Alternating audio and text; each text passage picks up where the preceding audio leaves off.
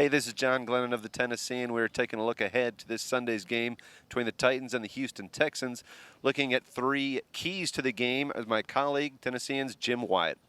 Yeah, I think the first key of the game is protecting Jake Locker, and Jake Locker also has to protect himself. I think anybody that follows the Titans closely remembers Week 4 from last year.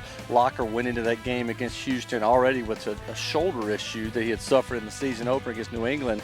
He gets completely rocked early in the game by Glover Quinn.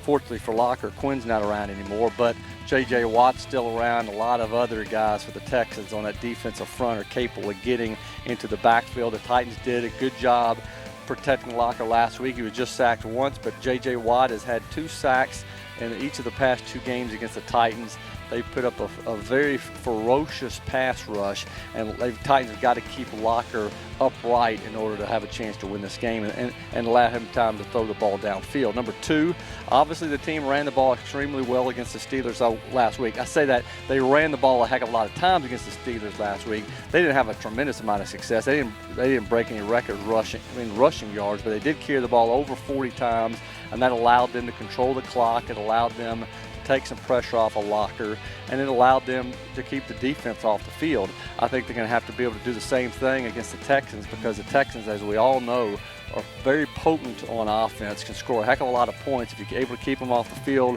by using Chris Johnson, Sean Green, Jackie Battle, and you got a good chance to run that clock. Green hasn't practiced during the week, so it kind of remains to be seen about his availability, but either way, Titans are going to try to run it. And I think the third key, obviously, is keep it going on defense. The Titans were played surprisingly well on defense. A year after giving up 471 points last year, they had only given up 2 points until the 2-minute warning when the Steelers scored late in that game to make it 16-9.